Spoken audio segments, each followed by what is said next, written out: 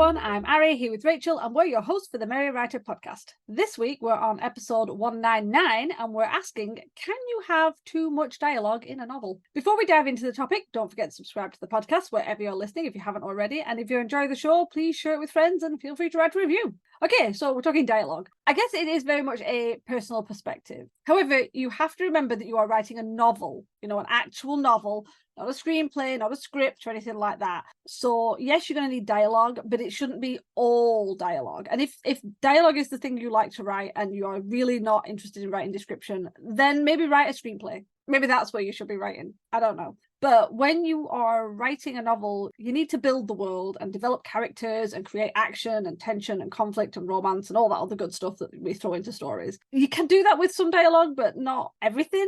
And in the end, you've also got to make that translate out of your head, which is always a horrible thing, onto the paper and then over to the reader. So you kind of have to paint that world out for them. And if it's all dialogue, you're not going to get much of a painting. So, yes, you can show emotion and conflict and romance with dialogue, with dialogue and dialogue tags. You can do actually quite a lot. But how can readers actually feel connected to your world or your characters if they don't get a feel for it? So in my eyes, writing is definitely a balance. Too much description and your readers will skip and skim. We've all done it. We've all done that thing where you're like, oh my God, it's about 4 or 5 pages of description. So you're sort of skipping ahead to the next part. Or if it's too much dialogue and your readers start to struggle to form connections or get fully immersed. I don't know if you've ever read any novels where someone starts talking and then it's 3 pages long and it's some giant speech. And it's just like, I don't care what this character's saying or who they're talking to or what it's about. I just don't care. And I think that's what you can get. But I think we have this idea that dialogue is the real meat of a story, and that's what people want to. They skip all description to move to dialogue. And no, it's not true. Some people do. But yeah, you definitely need a balance, and you can have too much dialogue in a novel, in my eyes. So I definitely agree with you, but only to a certain extent. And I will say that, this is going to be one of those episodes where Rachel plays devil's advocate again. It definitely is personal perspective because, once again, no 2 readers read the same book. Everybody perceives it differently. Everybody has their likes and dislikes with writing styles, this, that, and the other. I do think that there is a point where you can have too much description because then it just gets dull and possibly info dumpy after a little while. And you probably can have too much dialogue, especially if you don't properly use dialogue tags and have little action tags that go along with them. If you're just doing straight up dialogue, then yeah, that gets confusing after a while. But going back to the whole writing style thing, Ari and I have talked about it many times on the podcast that everybody's writing style is unique to them. There are no two writing styles that are the same. And that's something that I've always struggled with when I started writing because I am someone that writes more dialogue than description. And there are a few reasons for this. And I didn't realize it until probably within the past year or two. But many years ago, I remember looking through Barnes & Noble and I was in the YA section and I found a book and I can't remember the title of it. I know the author's name is Will, and I tried looking it up before we recorded the episode. And I found an author. I had his book. His name is Will, Leitch. I have no idea how to pronounce that. But he wrote the novel Catch, which I did have years and years ago. And I don't know if that's the story that I'm thinking of. I actually have his latest release, How Lucky. And I couldn't get through it because it was so description heavy. So I don't know if his writing style has changed over the years or if this is a different Will. I don't know. But I do remember going to Barnes & Noble and I found a book and I opened it up and it was pretty thick because most of the pages were filled with dialogue. And I remember my first thought when opening that book was, hey, somebody writes like me. Because for years and years, I thought, well, I write too much dialogue. I don't have enough description. So that was kind of like a little confidence booster for me because I was like, well, if this guy could get published with mostly dialogue, then I probably can as well. But the other thing is, I think it all kind of comes down to reading comprehension. And I was going to do a little more research into this before we started recording, but I didn't want the episode to get too technical, so I didn't. but I'll try my best to explain what I mean by that. I'm always amazed whenever we talk about books or Ari talks about movies. You just go on, and you remember everything that happened in great detail. And even if there's a movie or a book that I've actually read or watched, and I'm like, hey, I can contribute to this, I can't, because you end up explaining everything. And I'm like, I don't remember that happening. I don't remember any of that. I have to read a book numerous times for it to sink in. I have to watch a movie like a good 2 or 3 times with subtitles for it to sink in. When I write, all right, bear with me, guys. I have a warped thinking process, so please bear with me. When I write and when I read, I don't picture things in my head. Like when people read description, they're like, wow, the author is painting such a beautiful picture. I know exactly what they mean. I don't get any of that. I get a black void. There's nothing that appears in my head. And there's a word for it. There's actually a picture that I saw on the internet. And if I remember, I'll send it to Ari because she's editing this episode. So if you're watching on YouTube or listening on YouTube, hopefully Ari can add the picture.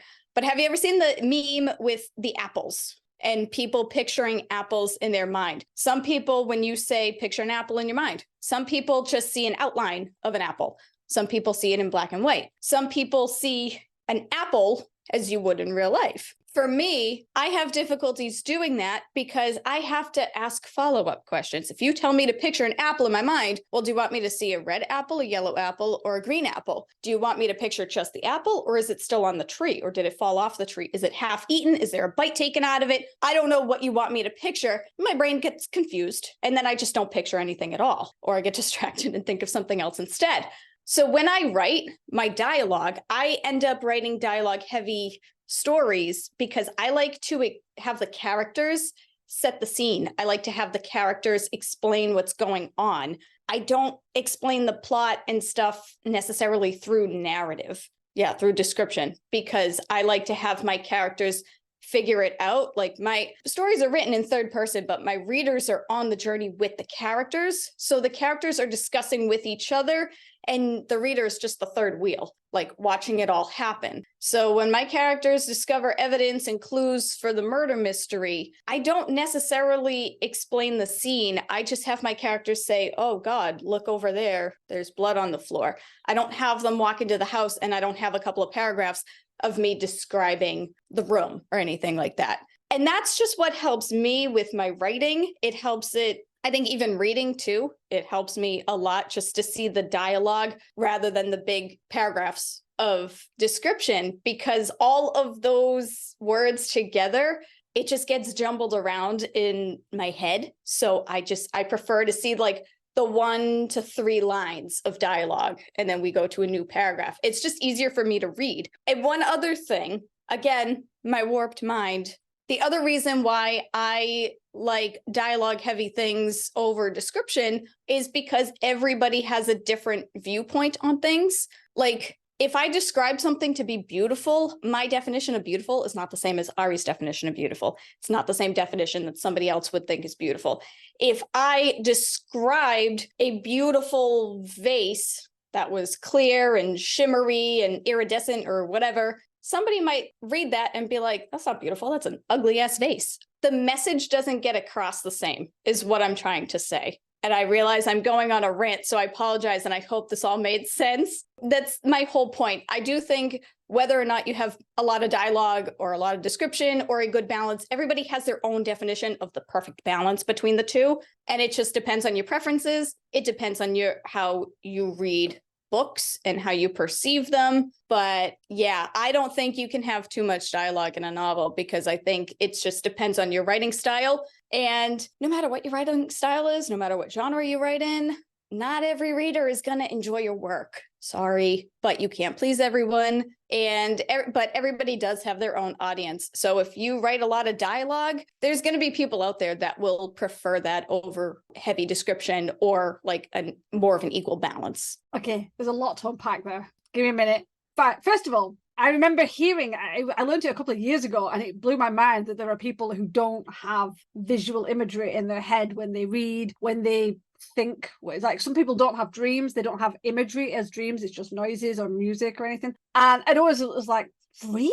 But then I remember when there was a study that came out about how not everybody thinks the same way, and like they were saying, like some people have like a voice in their head, and it's like yeah, obviously, and it's like no, apparently that's actually not even the standard, apparently, to have a voice that sort of talks their thoughts out, which is what I have. And it was like, wait, really? So yeah, so Rachel's completely true. There are so many different ways that people see it, and I can imagine if you don't have the visual imagery in your head that builds up as you read, I can totally see why dialogue heavy would work. I will hold my hand up and say, grudgingly, yeah. I will hold my hand up and say, yeah, Rachel's completely right. In those situations, I can see that. And obviously some people do find it easier to just read dialogue. Well, I was just going to say, you're like, I'm not trying to say that you're wrong either. Like what you explained earlier, I'm not saying that you're wrong. I'm just saying that there is another side to it, because with the dreams and stuff, I do have a voice in my head. It's a friend. But like, I don't always dream. I mean, everybody dreams.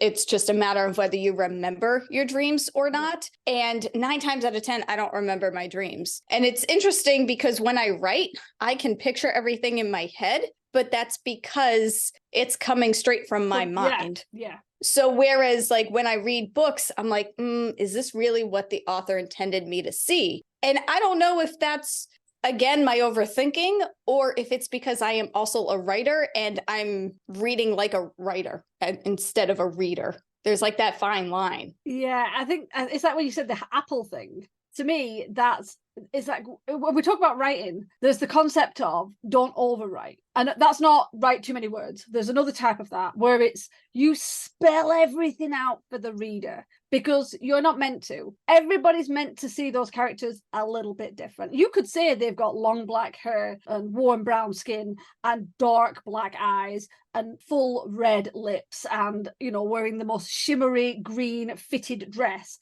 And I guarantee if each person had to draw that person, they would look so different. Yes, they might have the basics of the long hair and certain colors, but everyone would look different. They need to be able to pull the pieces themselves you give them a bit of foundation and then they build the rest of the world around it. So with the apple, as soon as you said that, the first image I got was floating apple, red, very Snow White red apple, kind of a threat red.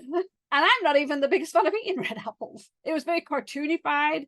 And the fact that you said with yourself that it was like you needed more follow-up questions. It's an interesting concept, because that's almost like it makes it easier to have someone kind of lay out, well, rather than saying, picture an apple, whatever works. I mean, the first thing I thought was, what if they mean like Apple computer? Someone sat there thinking of the Apple icon, it's like they're really like in the computer mindsets. Oh yeah, Apple, yeah. But yeah, so that's an interesting thought too, that there will be people like yourself out there who need the more detail, which would be interesting, because then you'd think the description heavy would be better, because then it paints it out completely for you.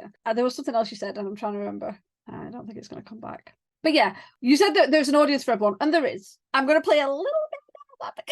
You're 100% right. Go for it. There is always an audience for something. I think the only issue is if you write heavy dialogue or heavy description and you are less balanced, while there will always be an audience for you, I find that you may, and I might be wrong, that there may be less of an audience. So the marketability might reduce. That's the only thing. But again, I mean, I remember the book that always sticks out for me that was heavy description was a Stephen King book. And that guy has got thousands of fans, millions of fans. But honest to God, I trudged through that book. There was so much description, and it was not great description as well. I just remember there being huge, like one size paragraph that fit the whole page. And thinking, nobody needs that much description about a park or a car or whatever the hell it was. It wasn't even something cool. It was something mundane. But I've also read the books where it's just dialogue, and I'm there thinking, it feels like I'm watching a political speech, and the two parties are just talking. And again, I'll add the caveat. For me, I'm not speaking for everyone. For me, I find it's harder to convey tension and conflict with just dialogue or with just description. I think they need to be, for myself, a better marriage together. Now, that doesn't say that you can't have 60% dialogue and 40% description, or whatever. I think if it ends up being like 80% dialogue and 20% description, or 20% dialogue and 80% description, that's where it might be more difficult. I also think, as Rachel said, if you use your tags well, if you put in action pieces within dialogue, because I don't think you ever need a huge chunky piece of description that goes on for pages. Usually what a lot of good books find is you get the description at the beginning that kind of just lays out the scene really quickly and the characters' moods and everything, and then usually when people are talking they get together. It also depends on what you're writing. Like Rachel said, with her characters, they're solving a crime, they're together, they're seeing things and discovering things together. Now if your characters are on their own a lot, then they've got no one to talk to.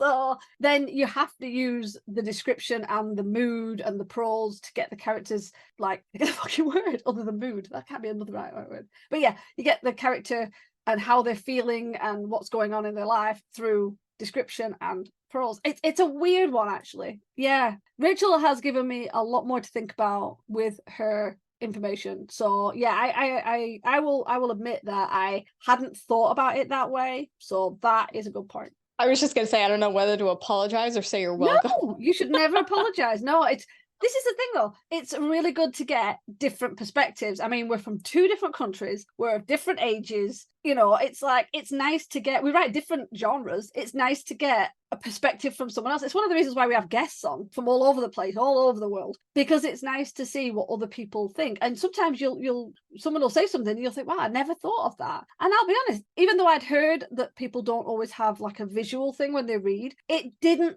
dawn on me until you said it, how that would affect them reading a story and why they might like this over that. So no, never apologize ever for giving your perspective. It's really important, and I'm sure it's really helpful for other people out there, other people who are exactly in the same boat, thinking, shit, I did not know that. Or I write a lot of dialogue, I'm never going to be published. And it's like, right, if all your stuff is dialogue, print it. Look at Shakespeare, his was plays, but it's all book form. Everyone's reading it all the time. I mean, schools are forcing it down your throat. There is always an audience, there is always someone who's going to buy your stuff. So yeah. Oh, well, thank you. I mean, I'm glad I was able to give you a different perspective. Yes. Because the funny thing is, as I was saying earlier, that like I need more context and I have follow-up questions if somebody explains something to me. The funny thing is, when I write, I like to leave it up to my readers. I don't mind open-ended endings. I don't mind writing something like with the vase. I don't mind just calling it a beautiful vase and letting my readers picture what their idea of beautiful looks like in a vase. I don't mind doing that. To me, that's how the readers get immersed in the story, is if they feel like they're physically there and they're looking around. But what you said earlier too about the audience and having the balance between dialogue and description, I do agree with you. Like, obviously, if you're going to lose audience, you're going to lose some of your audience if you have readers that prefer more description over dialogue or vice versa. But you also have to think about your goals when you're writing and publishing your book. Because if we were having this conversation 10 years ago, I would probably have a very different perspective on it because I wanted to be a full-time published author. Now, I don't. I like the writing community I view it with very different lenses and just writing as a whole. And I still want to publish my books, but I want to publish them so that I have a copy. If people buy them and they like them and they want more, great, fabulous. But if they don't, if they buy them and they hate them, well, that's fine. I still have a copy for myself. I can still say I had fun writing it and it was for me. I don't want to write to market. I don't want to write for an audience. No offense, guys. But I just want to do what I want to do. And it's one of the reasons why I chose the self-publishing route, is because I want to have control, like creative control over all of that stuff. So I think that's something else to think about in terms of your writing style, whether you write more dialogue or more description, or you seem to have a 50-50 balance. Think about your ultimate goals. It's like, do you really want to cater your writing style to an audience, or do you just want to have fun with it and just do your thing? And that's it. Which that's a whole nother thing. That's a whole nother conversation, something else that we can't answer for you. That's on you. That is always a good point. Yeah, everybody's writing goals change, and what you want to do and how you want to do them, and your audience can change. I mean, I've been told several times that you are better as a writer if you, not better, what's the word? You're more likely to succeed as a writer if you brand yourself specifically something like a YA writer or romance writer or horror writer, and stick to one genre. And actually, if you write multiple genres, you need to do separate pen names, because apparently people freak the fuck out if they're reading your fantasy and then you write a sci-fi and they read it and they think it's a fantasy, and it's like, no offense, if you don't notice the spaceship on the front, that's kind of on you, people. And it's like, well, I'm sorry, I might create another pen name or whatever, but I have an idea to write several different types of genres, and I have no interest in not doing that just so I have to then write, I can market myself as just a fantasy writer. I class myself as a fantasy writer, but I have so many ideas and they stretch a lot of other things. So yeah, you have to kind of work out what works best for you. If you are writing to market, you need to think about your audience. You need to think about whether that is what you want to do. And I love the idea of like, yeah, publish so you've got a copy. You have a nice, clean, lovely hard copy and it sits on your shelf. And it's like, yes, I totally see that. That is awesome. And I think there's a lot of writers who like that. It's almost like if someone likes it, that's just a bonus. It's you write for you on the most ultimate level, that you write and publish and get a nice clean printed copy that you can hold in your hand and enjoy reading over and over again. Yeah, 100% get that. I do. That's brilliant. I am going to quickly run through the last of my notes. Okay, for anyone who does want to try and get a balanced view of description and dialogue, what you could do is when you're doing an edit, try and look out for those large sections of dialogue. Let's not have our villains monologuing for ages, and we don't want our heroes giving lengthy speeches when they're just chatting to friends. Try and keep a track of those sorts of areas where you're over describing, if you're heavy on the description, or you're over dialoguing, if that's a word. Action is always recommended. So if you're having two people argue, which can obviously be heavy dialogue, it can be a little bit hard to read. Like Rachel said, you need to keep your tags clear so that you know who the hell is speaking. Obviously, don't put so many tags in that it gets a bit messy. You don't want to constantly be saying the same person's name over and over. That is so frustrating. One of those annoying pet peeves of mine where it's like, hi, John. I'm going over there, John. John, do you need something to drink? I'm going to the library, John. Oh my gosh, John, is that you, John? It's like, would you stop saying John? Oh my God. Anyway, that's just by the way, I just had to throw that in. So yeah, you need to add in like actions. So that can be, you slamming doors, raising voices, gesturing wildly with your hands, throwing a glass into a fire and then it bursts into flames higher because of the alcohol. There's so many things you can do that just break some of the dialogue up, but you can still have a lot more dialogue if that's how you want to do it. And also, even in plays, where you've got scripts that are mostly dialogue, you'll still have stage directions, where the character's moving around and gesturing and performing certain actions. So yeah, there are ways of doing it. It doesn't have to all just be a lot of dialogue or lots of description. Kind of like weave them in together is a good way of doing it. So yeah, I can't think of anything else. Rachel, anything else? No, I gotta say that despite everything that I said in this episode, do take Ari's advice, because if you want to write a script or a screenplay, then absolutely, you go ahead and do that. But if you are planning on writing like a traditional novel format, then yeah, you do need to have a good balance of dialogue and description. You do need to use those dialogue tags, and you need to have just a little bit of description at the very least. Like, you still need to set some sort of scene and character development and plot and, everything that's supposed to go into a novel should be in the novel. So that's all. I'm just saying I concur. See, even when we have the devil's advocate moments, we always still have each other's backs and we're like, yes. So I suppose if the question was, can you have too much dialogue in a novel? As I said at the beginning, it is personal perspective. I personally think it can be too much, and I would struggle with that. But again, that is me as a person. I don't like excessive amounts without at least actions in the middle of there and some description that helps to build the world. Because I like somebody's do a bit of painting for me. But yeah, that is my personal perspective, and Rachel gave hers, and I thought that was absolutely brilliant. Totally made me think differently. There are obviously other writers out there who are exactly the same. So yeah, there is no right or wrong. It will have effects, positive and negative, on both sides, And to be fair, there are so many novels out there that are like classics that are so heavy in description, and I've looked at them and gone, never reading that. And yet my partner absolutely just devours these books. So yeah, seriously, there's always a market for every book. That's the best takeaway, really, isn't it? No matter what you write, someone's going to want it. Okay, with that said, now let's turn it over to you guys. What are your thoughts on too much or too little dialogue in stories? Are you big on dialogue, small on dialogue, big on description, small on description? Let us know. Put it in the chat so we can talk about it. Remember, we release new episodes every Wednesday. Next week, we have a special episode to celebrate our 200th episode. I almost said 2000th. Wow, that's just stupid. To ensure you don't miss it, do hit the subscribe button on your way out. And as always, thanks for listening to the Mary Writer Podcast. We'll see you next week. This podcast is brought to you by Arguments Over Tea and Coffee. Whose side are you on? The music, titled Inspired, is by Kevin MacLeod, licensed under Creative Commons 4.0.